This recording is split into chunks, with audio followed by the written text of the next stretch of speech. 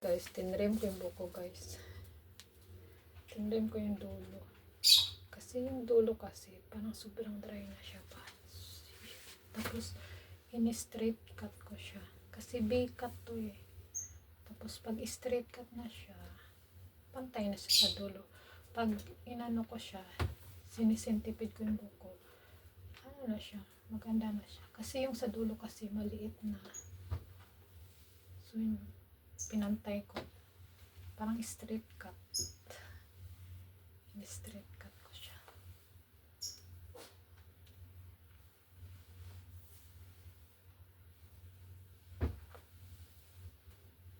Straight cut ko si trim ko. Kasi ano, sobrang dry lang sa dulo.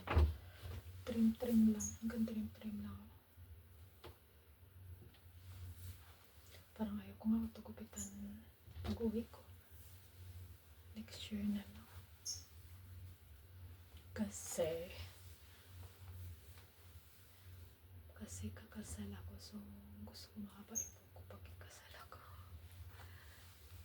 Pero matagal pa naman yun. Mahaba pa siguro. Basta kung iksi na lang. Sobrang iksi.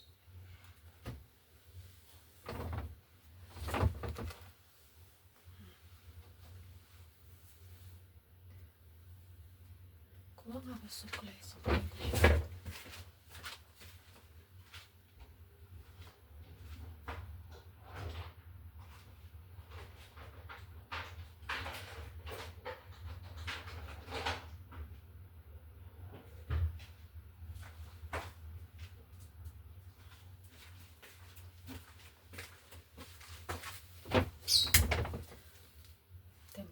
Kaya ayaw ko gumamit na suklay.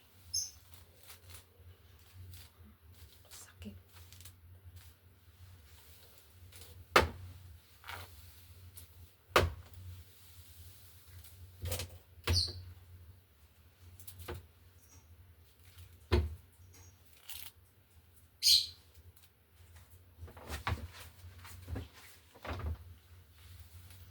Uminipis yung ano ko, buko.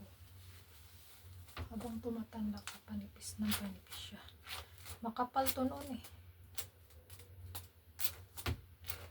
Makapal to noon buko. Sobrang kapal. Tapos yung hibla niya, lalaki. Ngayon parang malilitan ng hibla.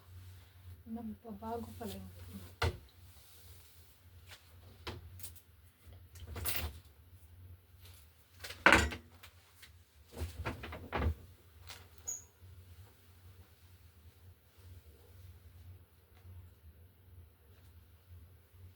Ganyan na ginawa ko kanina. Ganun.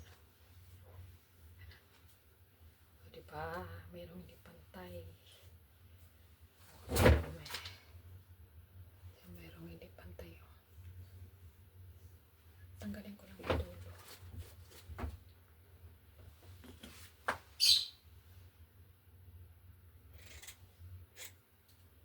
Straight ko lang yung cut niya.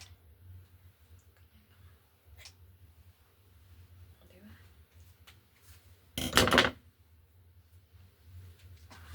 Haba pa naman.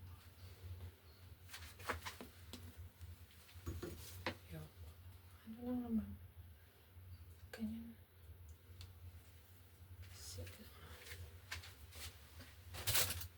Kasi nahirapan ako sa so, pag sinisintipid ko, maganda siya straight cut. Diba? Maganda pag straight cut na siya. Kasi sisintipid ko pantay.